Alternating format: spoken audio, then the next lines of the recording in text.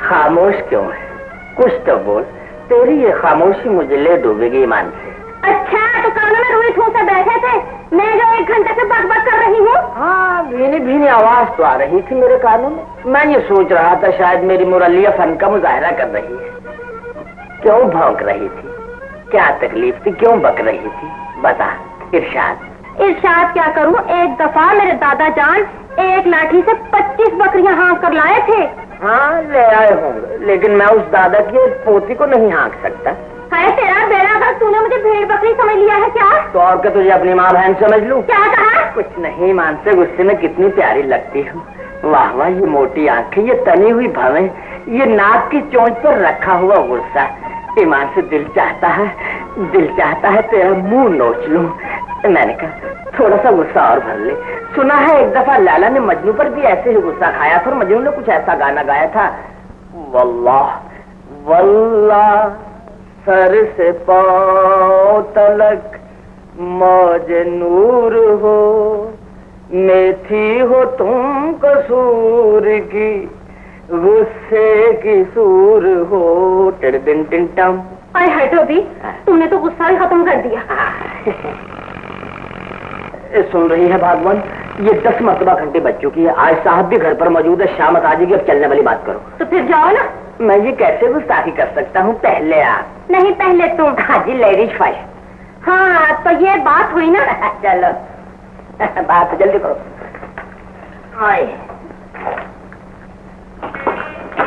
देख लिया ना आपने, कितनी बार इनकी बुझा चुकी हूँ, मगर मजाल है कि उसके काम पर जू कर रही हो। क्या हुक्म है बेगम साहिबा? मेरठ की कैंची भी हाजिर है और आगरे का सिरौता भी। आइए जनाब, ये आपके आने का वक्त है तो जाने का, लेकिन कैसे जाऊं जमुना के तीर मेरे पाँव में पड़ी जंजीर। बकवास बंद करो रमजानी, अगर तुमने नौकरी करनी है तो ठीक, वरना छुट्टी कर। कितने दिनों की बेगम साहिबा? छुट्टियाँ की तनख्वाह भी मिलेगी बेगम साहिबा। अरे यो ज़बान दराज, मैं पूछती हूँ तुम दोनों अब तक कहाँ थे? हम दोनों क्वार्टर में थे बीबी जी, और बच्चों का दिल बहला रहे थे। अबे कौन से बच्चों का? होने वाले बच्चों का। देख लिया ना आपने, सवाल कुछ करो और जवाब कुछ मिलता है। सुन लिया भागवान, करवा दिया ना दलील मेरा खानदान। अब जवाब दो। सवाल तुमसे किया है, जवाब तू देगी, इसलिए जवाब देने में तू लाजवाब। तौबा तौबा, पहले कोई झूठ बोलता था तो 7 दिन का बुखार चढ़ता था, अब तो 1 घंटे का भी बुखार नहीं चढ़ता। अरे रमजानिया, ये आइटम का जमाना है, अब बुखार कहाँ चढ़ता है, अब तो गुस्सा चढ़ता है, ये सर पर कर्जा चढ़ता है। नीलॉर्ड, पहले चांद चढ़ता था, अब इंसान चांद पर चढ़ता है, और ये कमबख्त मेरे सर पर चढ़ती है। हालांकि इसे सूली पर चढ़ना चाहिए। अच्छा रहने दो बातें, और दोनों जाकर बावर्ची खाने में काम करो। चलो। पहले आप। नहीं, पहले तुम। Ladies first. हाँ, ये तो बात हुई ना। आप इन दोनों की बातों पर हंसते हैं, इसीलिए तो इनका हौसला और बढ़ता है। मेरा तो मसूम नाक में दम कर रखा है। कुछ तो हो बेगम, ईमानदार तो है। आज की दुनिया में नहीं मिलती। शुक्र करो मुख्तार ने ये अर्सा जेल में गुजारा, वरना तुम्हारा जीना मुहाल कर देता। पिछले दिनों मैंने भी अखबार में पढ़ा था, मुख्तार जेल से फरार हो गया है। आदाब अर्ज़ बैरिस्टर साहब। तस्लीमात, बहुत दिनों बाद नजर आई आप। रजिया की खैरियत टेलीफोन पर मालूम कर लेती थी। आज बहुत जी चाहा तो इसे देखने चली आई। आप बैठिए, मैं चलती हूँ। अच्छा बेटी, खुदा हाफिज। खुदा हाफिज। लो रजिया, अपने कैसर का खत। बैठो भी।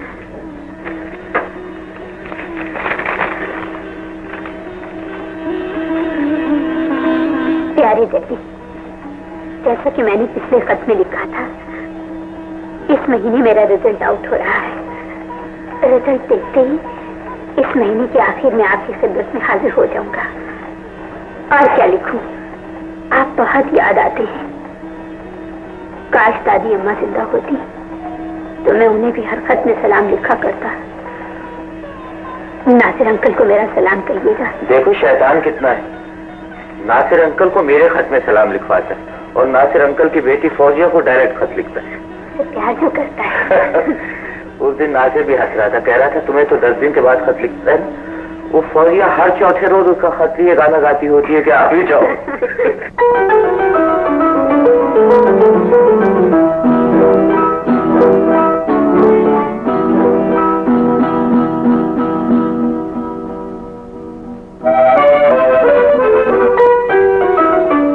हाथ पढ़ के आप ही जाओ।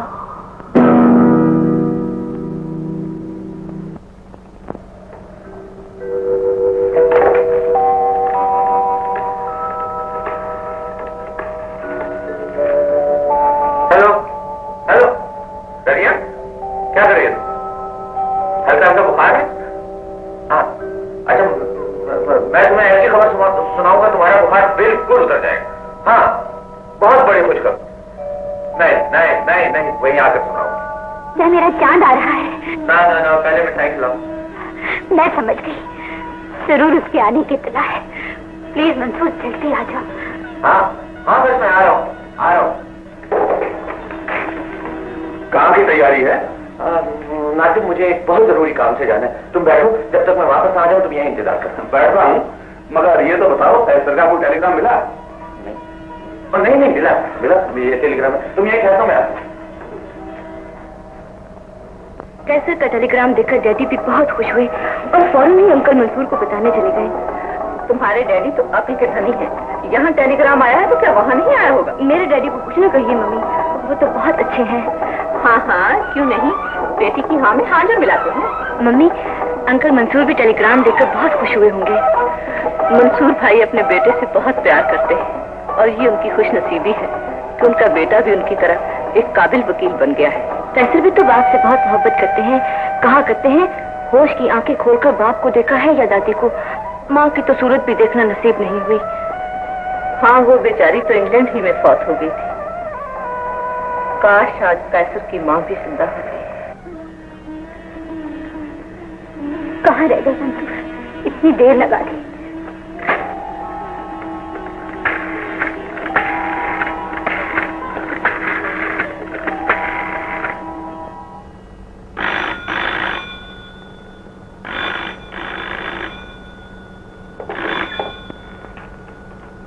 मंसूर जल्दी आओ ना, अभी तक वहीं बैठे हो। मैं यहाँ बहुत बेचैन हूँ। जी, मंसूर साहब तो जरा काम से गए हैं। आप कौन हैं? कहाँ से बोल रही हैं? हेलो हेलो,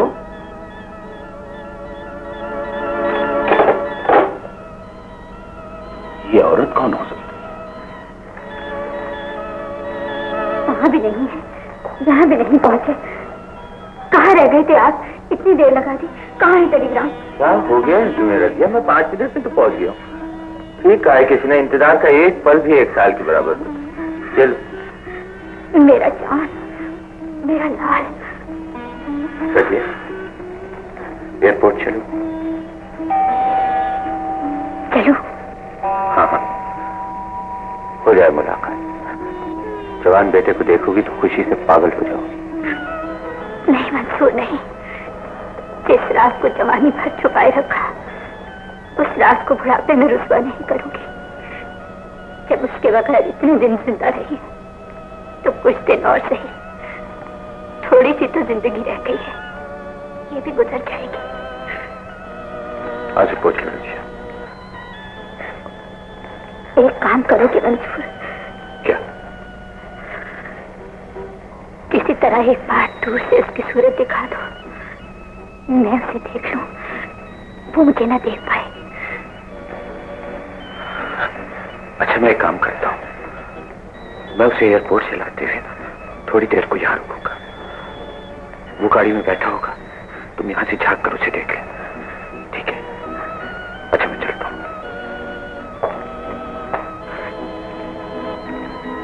तुम कितने अच्छे हो मंसूर, कितने अच्छे।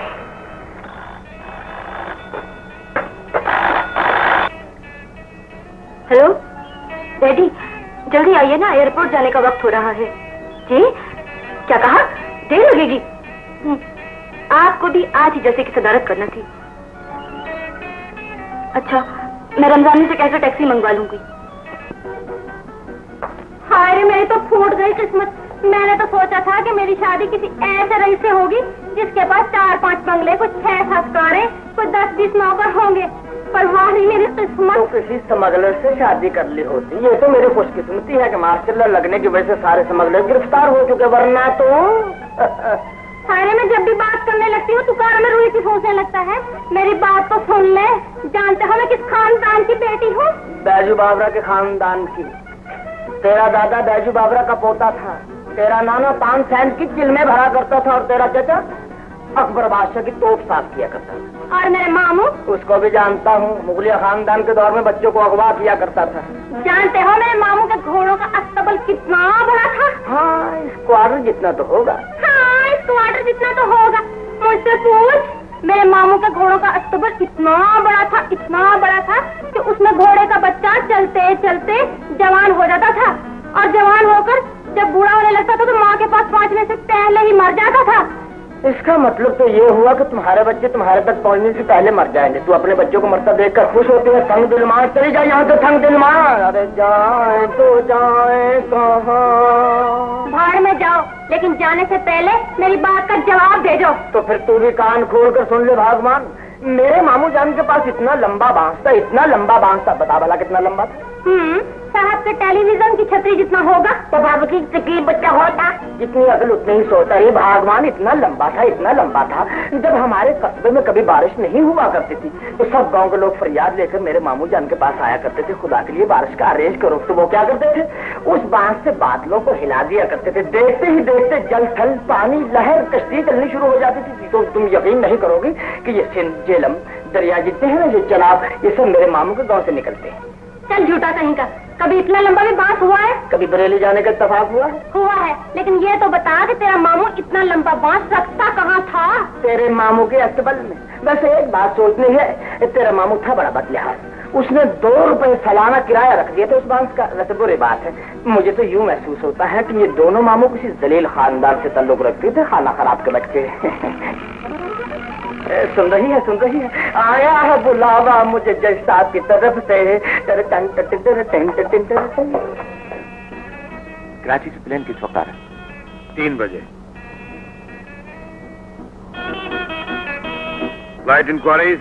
हेलो, कराची से जहाज कितने बजे आ रहा है? 3 बजे। ठीक 3 बजे आ रहा है ना? जी, ठीक 3 बजे लैंड करेगा।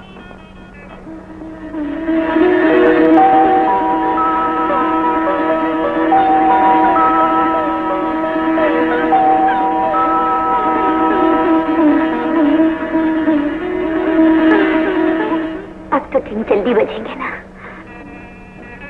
कितनी देर कराची से प्लेन आनी? माफ कीजिएगा, पहले भी कई बार पूछ चुके हैं और मैंने आपको हर बार यही कहा है कि ठीक 3 बजे।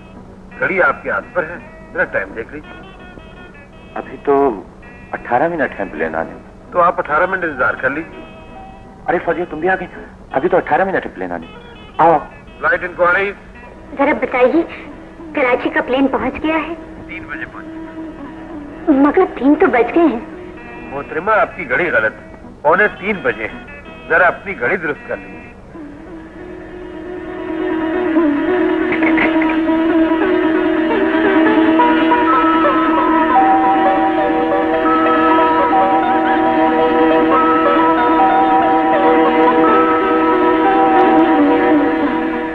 ये 3 कब बजेंगे? ठीक 3 बजे। ओह, शुक्रिया शुक्रिया।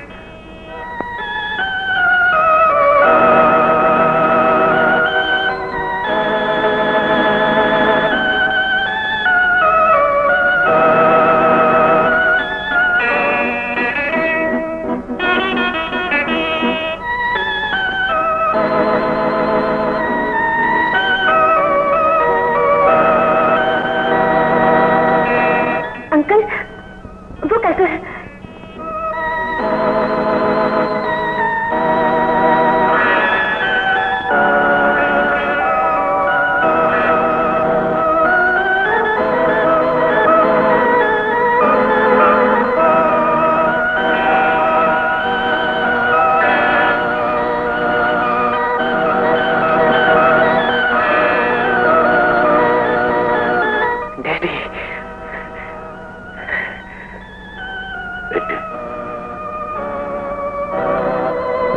अच्छी तो फौजिया। अच्छी हूँ। देखते नहीं, खुशी से चेहरा दमक रहा है। उधर से आओ। जी अच्छा।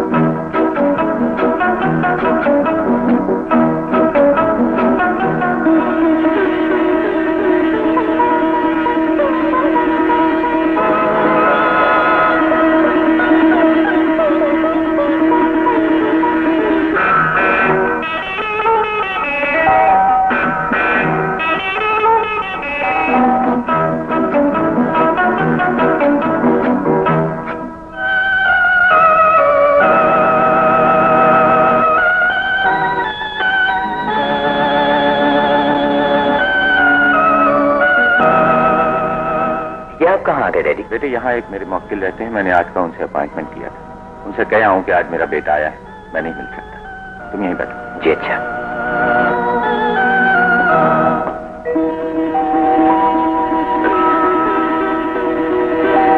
देख लिया है बेटे को? हाँ, देख लिया है। माशाल्लाह। उसके साथ फौजिया बैठी, कैसी जोड़ी है? चश्मे बंधू, बहुत अच्छी जोड़ी है। काश वो गाड़ी से निकलकर बाहर खड़ा हो जाता, मैं उसे सर से पांव तक एक नजर देख तो सकती। तुम घबराओ मत, मैं ऐसा मौका भी तलाश करूंगा। अच्छा मैं चलता हूं, चक्कर देकर आया हूं बरोड़दार को।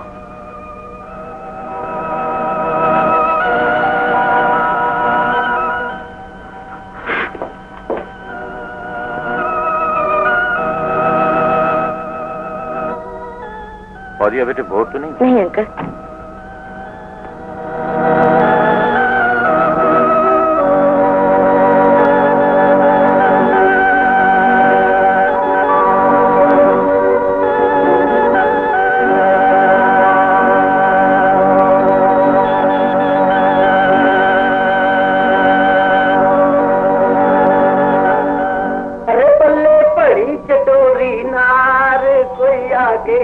समझियो शमिया। क्या है? लानत है तेरी जिंदगी पर। अरे क्या कहा? मेरा कहने का मतलब ये है, कभी तो हंसकर बात कर लिया कर। देखती नहीं फौजिया बीबी, कैसर में आके वलायत से आने के बाद कितने खुश है। नामुराद उनसे ही कोई सबक सीख ले। अरे है, मुझे कोई क्या सबक सिखाएगा?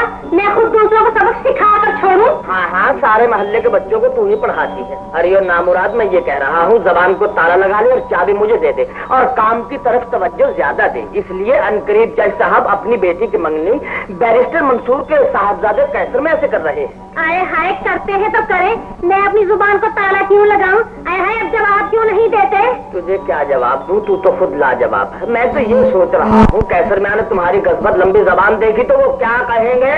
अरे मुझे क्या कहेंगे, वो विलायत से वकील बनकर आए हैं, कोई लाट साहब बनकर तो नहीं आए। तू क्या जाने जाहिल के बच्ची, वो वलायत से बंदे बनकर आए हैं, वकील बनकर आए हैं। मैं तो ये जानता हूँ एक दिन ऐसा आएगा वो अपने बाप से बड़ा वकील बनेगा, और जज साहब का दामाद भी। और जानती है जज साहब बैरिस्टर साहब कब से दोस्त हैं? जब जज साहब नहीं थे, वकील थे। हाँ हाँ जानती हूँ, फौजिया बीवी भी कैसर मियाँ से बचपन ही से प्यार करती है। और तू मुझसे बुढ़ापे में प्यार करेगी? अरे हाय, कर तो रही हूँ। मेरा खाना खराब, चल उठ यहाँ से, जाकर बास्केट लेकर आ जा, दफा हो जा यहाँ से। ला रही हूँ। जल्दी कर। मेरे मालिक, इस मेरठ की कैदी को उठा ले, लेकिन नहीं, मेरे होने वाले बच्चे बर्बाद हो जाएंगे। क्या बताऊं, कैसर को देखते ही मेरा रुआ रुआ खुशी से झूम उठा। ये चाहता था उसे गले लगा लूं, उसकी बलाएं ले लूं, शाहजहान से कुर्बान हो जाऊं अपने लाल पे से। मुझे भी बुलवा लिया होता बेटी, मैं भी उसे छुपकर एक नजर देख लेती। उसके साथ जज साहब की वो लड़की भी थी जिससे उसका रिश्ता हो रहा है। अच्छा, तो मुकम्मल हो गई, मगर डैडी नहीं चाहते कि मैं किसी वैरायटी प्रोग्राम में हिस्सा लूं। अंकल को एतराज तो नहीं होना चाहिए, ये शो तो माजूरों और आबादियों की इमदाद के लिए किया जा रहा है। ऐसा तुम भी आओगे ना उस शो में? जरूर आऊंगा।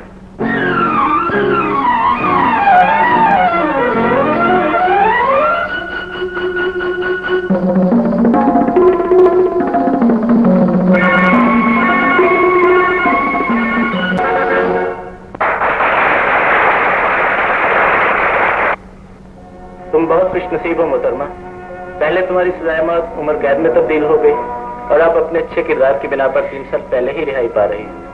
जाओ और अपनी बकाया जिंदगी नेक कामों में गुजारो।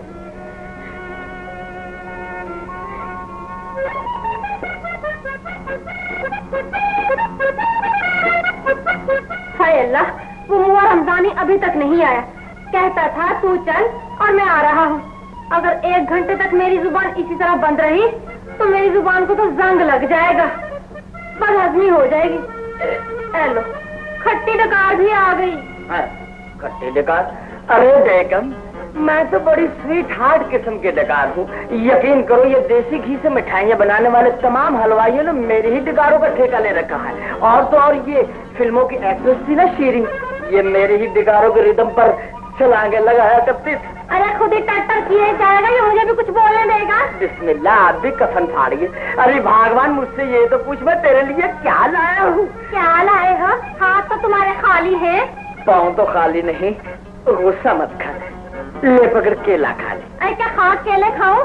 केले तो थे मेरे दादा के बाग के। कितना बड़ा बाग, इतना बड़ा। हाँ, वो केलों की सड़क भी तेरे दादा ने बनवाई थी। क्या बाग बाग कर रही है, गौर से सुन। ये शालामार बाग मेरे नाना का बाग था, ये बादामी बाग मेरे दादा हुजूर का बाग था। ये यादगार पाकिस्तान तो आज बन रही है इसी जगह पे। मेरे दादा हुजूर 4 पाई बिछाकर हुक्का पिया करते थे, धुआं शाहबाग तक जाया करता था। वो 7 बुड्ढा दरिया है ना, वहाँ से मेरे दादा हुजूर खग्गे पकड़ा करते थे। तू मली मच्छी मेरे पल्ले कहाँ से पड़ गई है? क्या कहा? बस कुछ नहीं, ये लेके लेखा। और सुन, जैसा की बेटी की मंगनी होने वाली है, बस तू ये समझ ले कि 5 उंगलियां घी में और सर कड़ाही में। शाबाश, किसी हलवाई की बच्ची। और हाँ, एक बात और है, अपने जज साहब के यहाँ एक बूढ़ी नई मुलाजमा आई है। हमारे हिस्से पर उसका भी कुछ हक है, इसलिए वो हमसे काम भी तो ज्यादा करती है। बड़ी जी, तुमने अपने बारे में तो कुछ बताया ही नहीं। तुम कौन हो, कहाँ से आई हो, तुम्हारे वारिस कौन थे, कोई आगे पीछे है भी या नहीं? बेगम साहिबा, बता तो चुकी हूँ, मेरा इस दुनिया में कोई भी नहीं। अब आपने सच पाने को सहारा दिया है तो सारी जिंदगी यही गुजार दूंगी। आज जी भर के अपने बेटे को देख लो रजी, मैंने उसे बुलाया है और ये अभी उसके साथ बारी बात में बैठी, लेकिन जज्बात पे काबू रखो।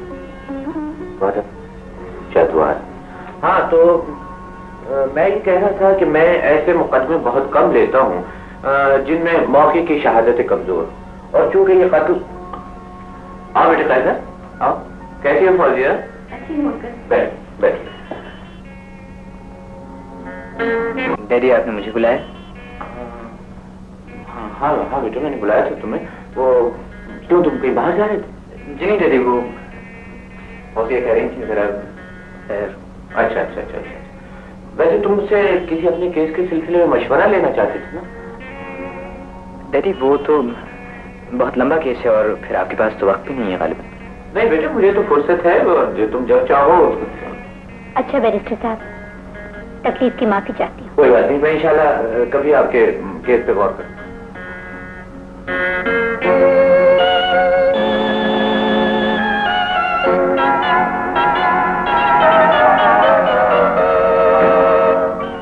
Hello master.